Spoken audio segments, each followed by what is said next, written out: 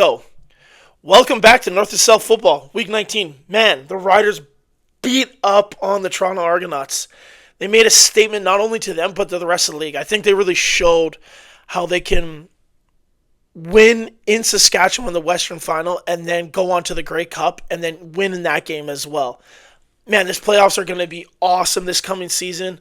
And the last 2 weeks are going to be even juicier as we'll go over a few games leading up to the playoffs.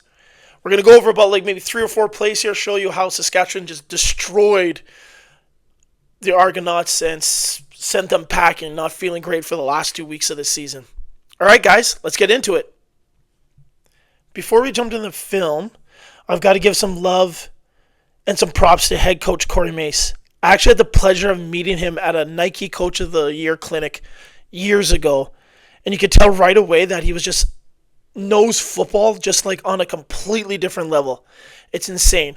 Got the pleasure to meet him afterwards too and sit down and chat with him. He gave a presentation on the D-line because he was I believe if I can remember, he coached the Calgary Stampeders that year. But anyway, not only is just a genuine awesome person to be around, I also had the pleasure to meet him and his family at one of the places I work. So it's super cool to see his success here for the Rough Riders, and just an awesome guy. And just a quick shot of this stadium here. This is in Saskatchewan. Just incredible. Incredible. Let's get into the film, guys. Let's quickly take a look at Trevor Harris here quick. Those are his numbers thus far. This was last week. Look at that completion percentage, 73%, 4,000. The TD to interception ratio isn't the greatest, but look at the number right below, 5 games with 300-plus yards. You got to love that. The reason why I want to show this quick little stat and number here for you guys is that, my personal opinion, I think he's one of the best in the CFL because he is so quick with his eyes and his feet, and he gets rid of the ball so fast and so accurately that it makes his receivers, how do I say this? It makes his receivers' job easier in a way that the ball's either on the face mask or he's getting it into the right position. He's either putting it on the back shoulder, he's putting it up above or maybe below. But yeah, he's probably my favorite quarterback in the CFL. I know that's a hot take, but I like him a lot. So, the very first play, it's going to be a quick one.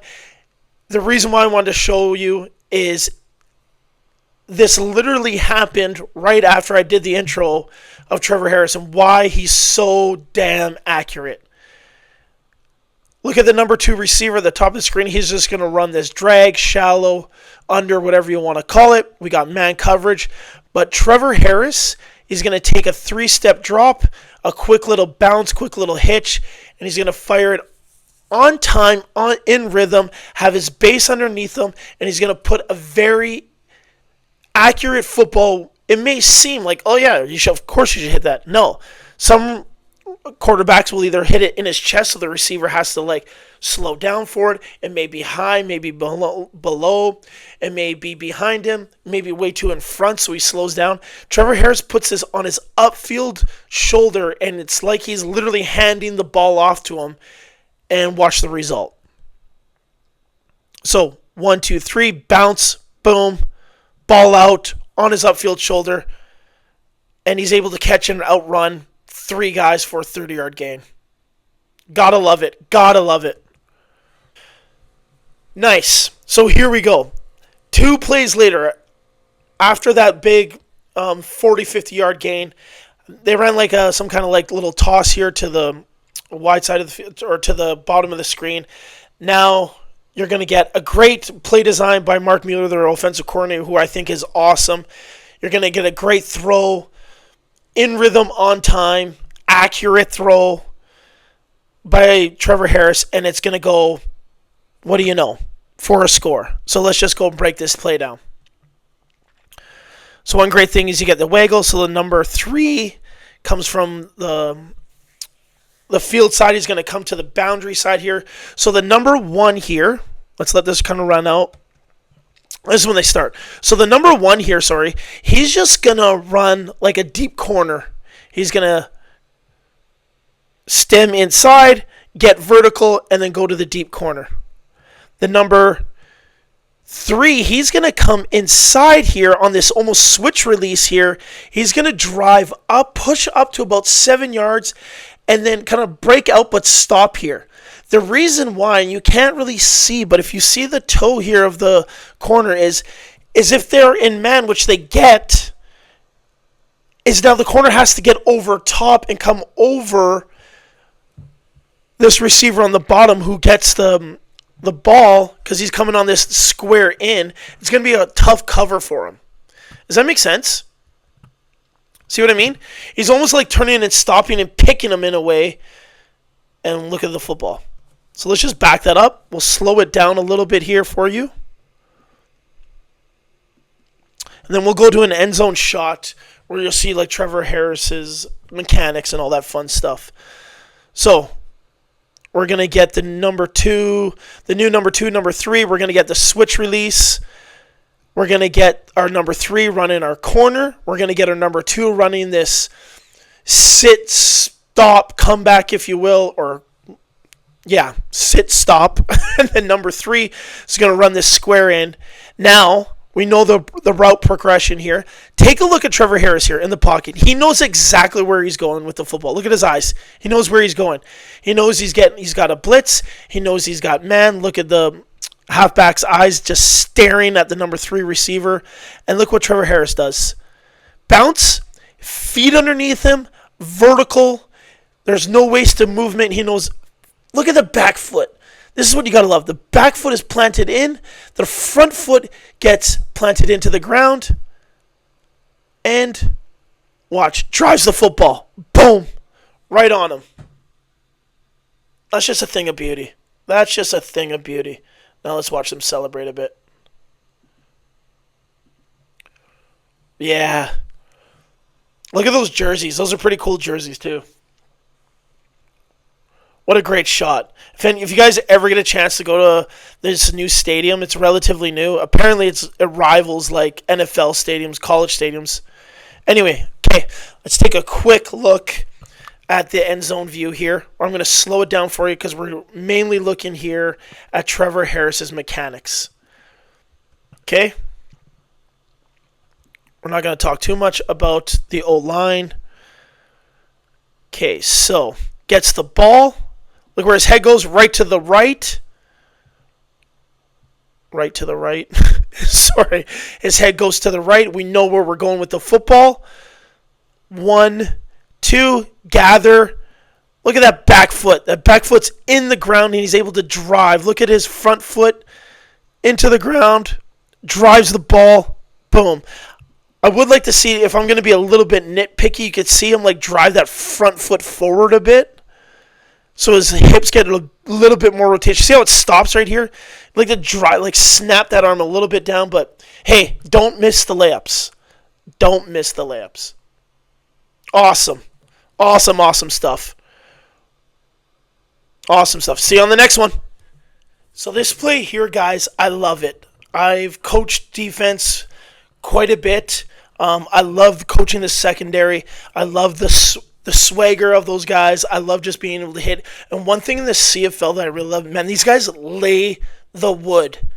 That's an old John Madden saying. But anyways, as you can see, we got the cursor here, the highlighter of the corner right here. And what we're going to get as we kind of just slowly play this through here is you're going to get this. This is a common play in the CFL of just getting like these wide receiver tunnel screens or these one-step hitch screens. But I want you to watch this corner here. Okay, watch how he plays this. He notices that it's a quick throw. He's playing like this flat here. Looks like it's a bit of a cover 2, which is cool. So you got this deep half here. If you look to the middle of the field here, you got this halfback sliding out. He's going to play this deep half. If you look to the top of the screen, you got this corner playing way over here to the wide side of the field. Another flat defender. So you know we're playing cover 2. So this corner here is just squatting on it. Does a wonderful job of not like just jumping this before the ball comes out of the quarterback's hand. However, I say this, I teach this to young kids too, is you want to look for the quarterback to pull the pin.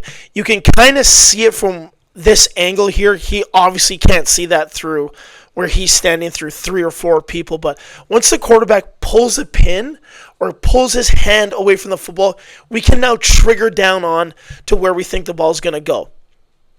Anyway, he does a great job of not letting him take the, how do I say? He does a great job of not letting the play take him to the football, but of letting the football take him to the play. And I'll show you what I mean. So we run it, boom. Let's go back. So he's sitting in that flat, sees the quarterback throw, triggers down, watch this, bang! That's what we want. Love it. See how he meets? He doesn't just let the guy block him, the receiver block him. He meets and pushes him, 4, 5, 7 yards back, blows him up, and then look at this, bang! Oh man, this is what, this type of play gets me excited. This is CFL. So, and this is just football. So let's just take a quick look at this. Again, so we see the fake, the corner doesn't move on it. Once the ball leaves the quarterback's hand, he triggers. He's going to meet the receiver. He's gonna cause the collision. He's not going to get blocked. He's going to go push him back in. Now, take your eyes to the 50. See where the 50-yard line is? Look at this guy. This is what happens when you love football and you're aggressive. We showed Corey Mace earlier in this video, and the reason why is he's the head coach / defensive corner. He's got the Rough Riders playing with a level of confidence, swagger, and let's go get the effing football. So again, corner comes up here. He meets the blocker. He pushes him back in. Now, bring your eyes over here to this safety here. Watch this. Look at this. Good angle. Boom! Hits him. Meets him. Okay. Fake. Corner triggers. Meets the blocker. Pushes the blocker back into the receiver. Here comes the safety to finish off the play. Bang, baby. Bang. That was a different play, but anyway. Woo! Gotta love that. Last play we're going to dissect here or break down quickly. This was the play that kind of sealed, I wouldn't say sealed, but like kind of gave the Saskatchewan Roughriders big momentum to kind of close this game out. So you're going to see an arrow pop up, but look at the number 1 receiver here. This is just a simple vertical go versus a cover 3. You're going to see the corner drop back into deep third. He's going to get sucked in. The corner is going to get sucked into this little deep move, and then he's going to get out of phase here, which you cannot do by a corner, especially when you're in a deep third. So, we'll play it. See the number 1 receiver there by the arrow pointing. He comes off the ball. See that quick little step in? So what the corner, why you're wondering, like, what the hell is he doing? See his eyes? His eyes are looking at the quarterback. So DBs are taught to look at the drop a lot of the times. So if I get a 3-step drop by a quarterback as a DB, the ball is majority of the time coming out. So that's why he's like wanting to almost drive on that. But you can't. You almost have to play the man and the quarterback. So when you're in outside leverage like that and you see the 3-step drop, you can't get your body pointed so far in, especially when this stem by the number 1 receiver here. Let's run it quick. See how he's like, he takes, look how vertical the wide receiver is. Look how vertical he is. He takes 2 steps in and then just bounces out. Like that's a basic fade kind of vertical stem to widen out for your quarterback for an easier throw to the sideline. As a DB, I cannot get in like that. Look at him. Now he's just completely out of position. So he's got to do a baseball turn. Now he's way out of phase. Now all I'm doing is just trying to read his hands. I try to play through his hands as a DB. And, excuse me. And look at that catch. On the back of his helmet. Beautiful. On the back of his helmet. Wow. What concentration. Emulous. Anyways, we're going to finish it off with that one, guys. I hope you enjoyed the breakdown.